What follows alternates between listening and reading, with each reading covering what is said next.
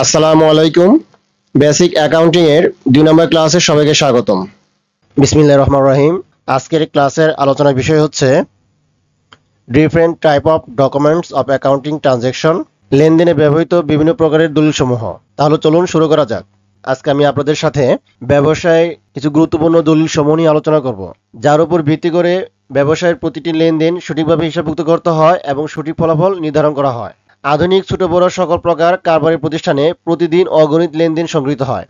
সারা বছরে এই অগণিত লেনদেন স্মৃতিশক্তির সাহায্যে ধরে রাখা বা মুখে মুখে হিসাব রাখা সম্ভব হয় না। কারবারের সঠিক ফলাফল নির্ধারণের জন্য লেনদেনগুলোকে অবশ্যই সঠিকভাবে সংরক্ষণ করতে হয়। প্রতিটি লেনদেন সমর্থনে এক বা একাধিক প্রমাণপত্র প্রয়োজন হয়। এই ধরনের প্রমাণপত্রগুলো লেনদেনের সততা নিশ্চিত করতে ব্যবহৃত হয় এবং এই লেনদেনের উপর ভিত্তি করেই লেনদেনগুলোকে যথানিয়মে হিসাবভুক্ত করা হয়। সুতরাং প্রতিটি লেনদেনের জন্য একটি প্রামাণ্যপত্র থাকা আবশ্যক। প্রামাণ্য দলিলের অভাবে বিভিন্ন পক্ষের মধ্যে ভুল বোঝাবুঝিও হতে পারে। নিচে বিভিন্ন ধরনের লেনদেনের প্রামাণ্য দলিল সমূহ নিয়ে আলোচনা করা হলো। প্রামাণ্য দলিলকে প্রাথমিকভাবে দুই ভাবে ভাগ করা হয়। এটা হলো প্রাথমিক দলিল আর এটা হলো চূড়ান্ত দলিলপত্র। প্রাথমিক দলিলপত্রের মধ্যে আমাদের আছে যে লেনদেন সংগৃহীত হওয়ার সাথে সাথে ওয়ার উৎস থেকে যে দলিল পাওয়া যায় তাকে লেনদেনের প্রাথমিক দলিল বলে। এই প্রাথমিক দলিলগুলো হচ্ছে 1 নম্বরে চালান, 2 নম্বরে ক্যাশ মেমো, 3 নম্বরে ডেবিট নোট এবং 4 নম্বরে ক্রেডিট নোট এবং 5 নম্বরে ভ্যাট চালান ইত্যাদি। তাহলে আমাদের প্রথমে ক নম্বরে ছিল চালান, যার ইংরেজি অর্থ হলো ইনভয়েস। ধারে পণ্য ক্রয় বিক্রয় সংক্রান্ত প্রামাণ্য দলিল হচ্ছে চালান, অর্থাৎ ধারে পণ্য ক্রয় বিক্রয় করার সময় এই চালান তৈরি করা হয়। ধারে পণ্য বিক্রয়ের সময় বিক্রেতা ক্রেতাকে পণ্যের বিস্তারিত বিবরণ, কারবারের বার্তা, শর্ত ইত্যাদি উল্লেখপূর্বক যে প্রাথমিক বিবরণীপত্র প্রেরণ করে তাকে চালান বলে। চালানে পণ্যের পরিচিতি, পণ্যের পরিমাণ, দর, মোট অর্থের পরিমাণ, মূল্য পরিশোধের শর্ত ইত্যাদি উল্লেখ থাকে। চালান অনুযায়ী ক্রেতা মাল ক্রয়ের প্রাথমিক পর্যায়ে ধারে ক্রয় বইতে বা ক্রয় জাবেদায় লিপিবদ্ধ করা হয় এবং বিক্রেতার ধারে বিক্রয় বা বিক্রয় বইতে লিপিবদ্ধ করা হয়। নিম্নে চালানের একটি নমুনা দেওয়া হলো। এটা কিন্তু আমাদের চালানের ছক। এখানে বিক্রেতা কোম্পানির নাম থাকবে, ঠিকানা থাকবে এবং এখানে চালান কথা লেখা থাকতে হবে। চালান নাম্বার, ক্রেতার নাম্বার, ঠিকানা, শর্ত। এখানে কিন্তু ক্রেতার ঠিকানা আর শর্তগুলো থাকতে হবে আর তারিখ থাকতে হবে। তাহলে তারিখ, পণ্যের বিবরণ, পরিমাণ, দর, টাকা। এখানে ক্রয় বা বিক্রয় লিখবো, কতটুকু ক্রয় করা হয়েছে এবং কত টাকা ধরে, দুটো গুণ করলে কিন্তু আমাদের টাকার পরিমাণ বের হয়ে যাবে। এইভাবে যতগুলো ক্রয় করব ঠিক ততগুলো এখানে নামাবো, আমরা গুণ করে নামাবো। তারপর সবকিছু যোগ করে সেখান থেকে কারবার বারটা বাদ দেবো, যদি অঙ্কে কারবার বারটা উল্লেখ থাকে। বাদ দেওয়ার পর তার সাথে ভ্যাট যোগ করতে হবে। তারপরে আনুষঙ্গিক অন্যান্য খরচ সমূহ যোগ করলেই আমাদের নেট বা প্রকৃত ক্রয় বা বিক্রয় পরিমাণটা বের হয়ে যাবে। আর এটাই কিন্তু আমাদের চালানের ছক। যদি পরীক্ষার মধ্যে আমাদের চালান তৈরি করতে বলে তাহলে আমাদের এভাবেই করতে হবে। আশা করি আপনারা সবাই এই চালান তৈরিটা বুঝতে পারছেন। খ নাম্বার ছিল আমাদের ক্যাশ মেমো। নগদে পণ্য ক্রয় বিক্রয়ের সংক্রান্ত প্রামাণ্য দলিল হচ্ছে ক্যাশ মেমো। অর্থাৎ ক্যাশ মেমোর মাধ্যমে শুধুমাত্র পণ্য নগদে ক্রয় বিক্রি করা হয়। যতবার পণ্য নগদে ক্রয় বিক্রি করা হবে ততবার আমাদের এই ক্যাশ মেমোটা তৈরি করতে হয়। তাহলে ক্যাশ মেমোর আমাদের যে ছকটা, সেই ছকটা কিন্তু এরকমই, অনেকটা প্রায় চালানোর মতোই। যতবার পণ্য ক্রয় বিক্রি করা হবে ততবার এখানে নামাবো, সেখান থেকে মোট যোগ করে দিলেই যদি এখানে বারটা উল্লেখ থাকে বারটা বাদ দিতে হবে। গ নম্বরে ছিল ডেবিট নোট। ধারে ক্রয়কৃত পণ্য যখন ক্রেতা কোনো কারণবশত বিক্রেতার নিকট ফেরত পাঠিয়ে দেয় তখন উক্ত ফেরত মালের পূর্ণ বিবরণ যথা ফেরতের কারণ, মালের বিবরণ, মালের পরিমাণ, দর ও মূল্য ইত্যাদি একটি কাগজে লিখে তার ফেরত মালের সাথে বিক্রেতার নিকট প্রেরণ করে। এই পত্র দ্বারা ক্রেতাকে অবহিত করা হয় যে তার হিসাব খাত উক্ত মালের মূল্য দ্বারা ডেবিট করা হয়েছে। ডেবিট নোটকে দেনা লিপি বা দেনা চিঠিও বলা হয়। নিম্নে ডেবিট নোটের একটি নমুনা দেওয়া হলো। এখানে ডেবিট নোটের যে ছকটা, সেই ছকটা এখানে উল্লেখ করা হয়েছে। আপনারা কয়েকবার এই ছকটা ভালোভাবে দেখলে এবং খাতা কলমে ভালোভাবে লিখলেই ঠিক এভাবেই আমাদের এই ডেবিট নোটটা তৈরি করতে হয়। ডেবিট নোটের ছক এবং ক্রেডিট নোটের ছক কিন্তু সেম। তারপর গ নম্বর বলা হয়েছে ক্রেডিট নোট। ধারে বিক্রিকৃত পণ্য নিম্নমানের বা ত্রুটিপূর্ণ হলে বা অন্য কোনো কারণে ক্রেতার নিকট থেকে ফেরত আসলে ফেরতকৃত মালের বিবরণ, পরিমাণ, মূল্য ইত্যাদি উল্লেখ করে বিক্রেতা ক্রেতার নিকট যে বিবরণ প্রেরণ করে তাকে ক্রেডিট নোট বলে। এই নোটের মাধ্যমে দেনাদারকে জানিয়ে দেওয়া হয় যে ফেরতকৃত মালের মূল্যের জন্য তার হিসাব খাতকে ক্রেডিট করা হয়েছে। ক্রেডিট নোটকে পাওনা লিপি বা পাওনা চিঠিও বলা হয়। নিম্নে ক্রেডিট নোটের একটি নমুনা দেওয়া হলো।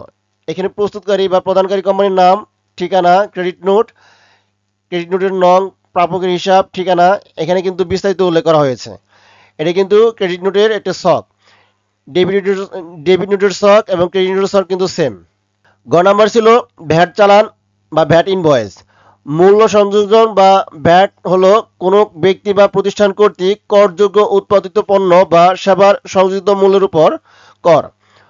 1991 সালের ভ্যাট আইন অনুযায়ী সরকার কর্তৃক নির্ধারিত ছকে পণ্যে বিক্রেতা যে চালান প্রস্তুত করে তাকে ভ্যাট চালান বলে। পণ্য বিক্রেতা বা সেবা প্রদানকারী নিকট থেকে সরকার নির্ধারিতভাবে ভ্যাট আদায় করে।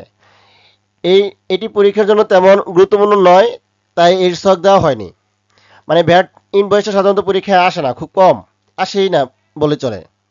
তবে আমাদের জানতে হবে, ঠিক আছে, কারণ আমাদের উচ্চতর শ্রেণীতে এই ভ্যাট ইনভয়েস বা ভ্যাট চালান লাগবে। যখন আমরা সরাসরি অঙ্ক করব তখন কিন্তু আমাদের এই ভ্যাট চালান নিয়ে আলোচনা করব তখন। তাহলে আমাদের প্রাথমিক দলিলপত্র নিয়ে আলোচনা করলাম, এখন আমরা চূড়ান্ত দলিল নিয়ে আলোচনা করব। 2 নম্বরে প্রাথমিক দলিলগুলো সংগ্রহ করার পর লেনদেনগুলোর চূড়ান্তভাবে সিদ্ধান্ত নেওয়ার জন্য যে দলিল প্রস্তুত করা হয় তাকে চূড়ান্ত দলিল বলে। চূড়ান্ত দলিলগুলোর মধ্যে হচ্ছে ডেবিট ভাউচার, ক্রেডিট ভাউচার এবং জার্নাল ভাউচার। তাহলে ক নাম্বার ছিল আমাদের ডেবিট ভাউচার। নগদে পণ্য ক্রয় সহ বিভিন্ন প্রকার খরচের জন্য যে ভাউচার তৈরি করা হয়, অর্থাৎ নগদে পণ্য ক্রয় সহ বিভিন্ন ধরনের যে খরচ, আমরা জানি খরচ কিন্তু ডেবিট ব্যালেন্স, এই খরচের জন্য যে ভাউচার তৈরি করা হয় তাকে ডেবিট ভাউচার বলে। ডেবিট ভাউচারের সাথে সংশ্লিষ্ট লেনদেনের সমর্থন সূচক প্রমাণপত্র সংগ্রহ করা হয়। ডেবিট ভাউচারের ধারাবাহিকভাবে ভাউচারের নাম্বার প্রদানপূর্বক নগদান বইয়ের ক্রেডিট পাশে লিপিবদ্ধ করা হয়। নিম্নে ডেবিট ভাউচারের নমুনা উল্লেখ করা হলো। এটি কিন্তু আমাদের ডেবিট ভাউচারের ছক।